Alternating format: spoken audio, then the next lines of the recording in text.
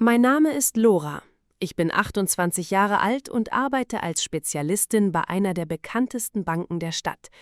Ich liebe meine Arbeit, aber im vergangenen Jahr gab es keinen einzigen Tag, an dem ich wirklich zur Ruhe kommen konnte. Jeden Morgen ging ich früh zur Arbeit und kam abends erschöpft nach Hause. Jeden Tag dieselben Menschen, dieselben Straßen, derselbe Lärm. Endlich wurde mein Sommerurlaub heimlich genehmigt. Ich sagte mir, dass ich diesmal nicht ins Ausland und auch nicht weit wegfahren würde. Stattdessen wollte ich in das Dorf fahren, in dem ich meine Kindheit verbracht hatte, und meine Großmutter besuchen.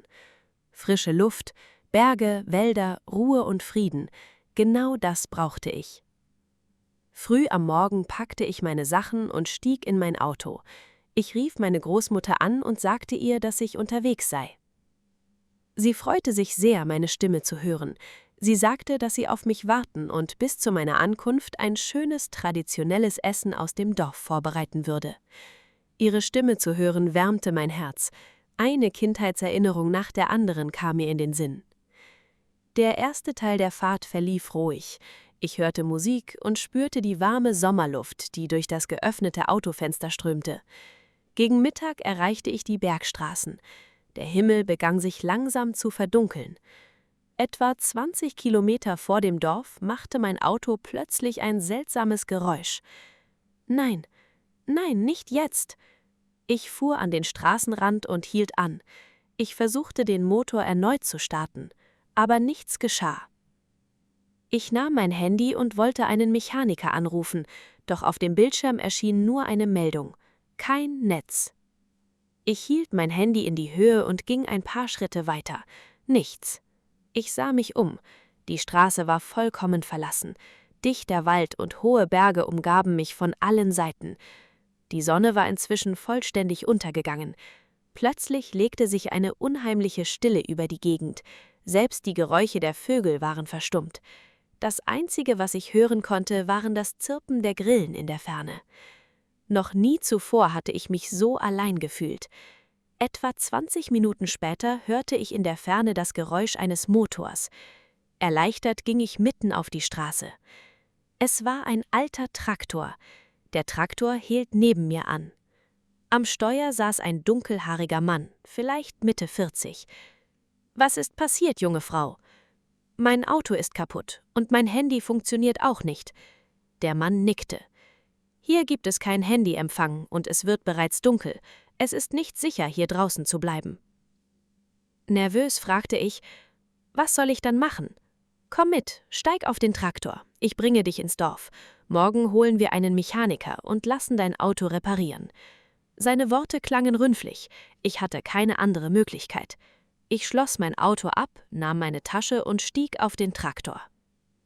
In den ersten Minuten schien alles normal zu sein. Der Mann redete über das Wetter und das Dorf. Doch ungefähr 10 Minuten später bemerkte ich, dass mir die Straße, auf der wir fuhren, völlig unbekannt vorkam. Ich war seit meiner Kindheit viele Male in diesem Dorf gewesen. Diese Straße führte nicht ins Dorf. Mein Herz begann schneller zu schlagen. Leise fragte ich: »Entschuldigen Sie, wohin fahren wir?« Der Mann lächelte. »Das ist eine Abkürzung.« Ich blickte aus dem Fenster. Der Wald um uns herum wurde immer dichter und dunkler. Einige Minuten später fragte ich erneut: »Ich glaube nicht, dass das der Weg zum Dorf ist.« Diesmal antwortete der Mann, ohne mich anzusehen: »Keine Sorge.« Meine Hände begannen zu zittern. Ein seltsames Gefühl breitete sich in meinem Magen aus. Dann versuchte ich plötzlich, die Tür zu öffnen. Ich zog am Griff. Sie ging nicht auf. Ich versuchte es nochmal. Wieder nichts. »Warum geht die Tür nicht auf?« Der Mann antwortete ganz ruhig: »Ich habe sie abgeschlossen.« Mein ganzer Körper erstarrte. »Warum?« Er antwortete nicht. In diesem Moment wusste ich es endgültig. Etwas stimmte ganz und gar nicht. Der Traktor fuhr immer tiefer in den Wald hinein. Der Weg wurde immer schmaler und dunkler. Ich nahm mein Handy heraus und sah noch einmal darauf. Immer noch kein Netz. Mein Herz raste. Ich sagte mir immer wieder: »Bleib ruhig, Lora, du musst einen Weg hier herausfinden.« Etwa 10 Minuten später hielt der Traktor an. Keine Häuser waren zu sehen, keine Menschen, nur hohe Bäume, dichte Dunkelheit und eine unheimliche Stille. Der Mann stellte den Motor ab. Langsam drehte er sich zu mir um. Auf seinem Gesicht lag ein seltsames Lächeln. Dann sagte er leise: »Du gehörst mir.« In dem Moment, als ich diese Worte hörte, begann mein ganzer Körper zu zittern. Ohne nachzudenken, begann ich gegen die Tür zu treten. Diesmal ging sie auf. Ich sprang mit aller Kraft vom Traktor und rannte in den dunklen Wald. Hinter mir hörte ich ihn schreien: »Bleib stehen!« Aber ich blieb nicht stehen. Ich rannte weiter und mit jedem Schritt spürte ich, dass er mir folgte. Unter meinen Füßen zerbrachen trockene Äste. Ich bekam kaum noch Luft. Hinter mir hörte ich die Stimme des Mannes: »Bleib stehen, du wirst sowieso nicht entkommen.« Tränen liefen mir über das Gesicht, aber ich wagte nicht anzuhalten. Der Wald wurde immer dichter und dunkler. Äste zerkratzten mein Gesicht und immer wieder verfingen sich meine Beine in den Büschen. Ich hatte keine Ahnung, wohin ich lief. Mein einziges Ziel war, so weit wie möglich von diesem Mann wegzukommen. Mehrmals blickte ich zurück. In der Dunkelheit konnte ich seine Silhouette erkennen. Er folgte mir immer noch.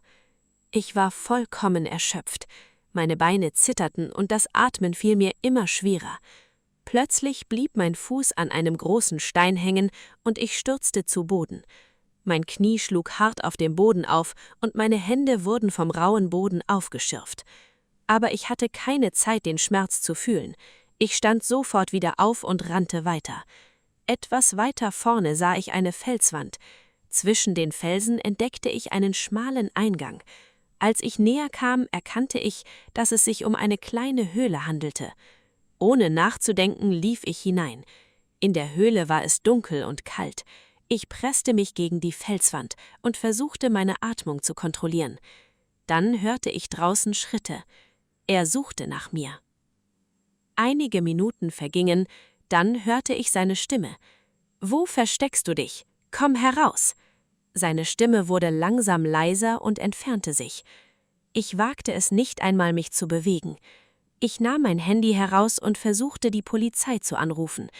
Wieder erschien dieselbe Meldung: kein Netz. Die Verzweiflung überwältigte mich. Diese Nacht fühlte sich wie ein Albtraum an, der niemals enden würde. Ich saß in der Höhle und wartete auf den Morgen. Bei jedem Geräusch dachte ich, dass er zurückgekommen war. Ich zitterte vor Kälte, aber die Angst ließ mich nicht einschlafen. Schließlich erschien am Horizont ein schwaches Licht. Die Sonne ging auf und der Wald wurde langsam wieder sichtbar. Vorsichtig verließ ich die Höhle. Ich sah mich lange um. Niemand war zu sehen. Zum ersten Mal keimte in mir ein kleiner Funke an Hoffnung. Ich beschloss, den näherliegenden Hügel aufzusteigen. Der Hang war steil, aber ich nahm all meine Kraft zusammen und arbeitete mich langsam nach oben. Als ich endlich völlig außer Atem den Gipfel erreichte, schaute ich als erstes auf mein Handy. Diesmal sah ich einen Balken. Ich hatte Empfang. Mit zitternden Händen rief ich die Polizei. Ich wusste nicht genau, wo ich mich befand. Ich konnte nur die Felsen, den Wald und die Straße beschreiben, die ich gesehen hatte. Die Mitarbeiterin am Telefon sprach ruhig mit mir und stellte mir Fragen, um meinen Standort zu bestimmen. Sie wies mich an, dort zu bleiben und mich nicht von meinem Standort zu entfernen. Etwa 40 Minuten später hörte ich in der Ferne Fahrzeuge. Mehrere Polizisten und Rettungskräfte kamen in den Wald. Als sie mich sahen, liefen sie sofort zu mir. Ich konnte mich nicht mehr zusammenbrechen. Ich brach in Tränen aus. Die Polizisten brachten mich an einen sicheren Ort, gaben mir Wasser und versuchten, mich zu beruhigen. Danach erzählte ich alles, was passiert war. Auf Grundlage meiner Angaben begann die Polizei mit der Suche in der Umgebung. Kurz darauf wurde der Traktorfahrer festgenommen. Er wurde zur Vernehmung auf die Polizeiwache gebracht. Gegen ihn wurde wegen des Verdachts auf Entführung ein Strafverfahren nach den geltenden gesetzlichen Bestimmungen eingeleitet. Einige Stunden später kam ich endlich bei meiner Großmutter an. Als sie die Tür öffnete, nahm sie mich sofort in die Arme. »Mein Kind, was ist mit dir passiert?« Ich konnte kein Wort sagen. Ich hielt sie einfach ganz fest und weinte. Nach dieser Nacht war mein Leben nicht mehr dasselbe. Lange Zeit hatte ich davor Angst, nachts allein zu sein. Wann immer ich eine Waldstraße sah oder sogar irgendwo in der Ferne das Geräusch eines Traktors hörte, erinnerte ich mich an diese Nacht. Aber eines werde ich niemals vergessen. Manchmal suchen wir Hilfe, wenn wir in einer schwierigen Situation sind. Aber nicht jede Hand, die uns entgegenkommt, ist sicher. Seit diesem Tag habe ich mir selbst versprochen, egal wie schwierig eine Situation sein mag, ich werde niemals wieder blind einem Strämmer trauen.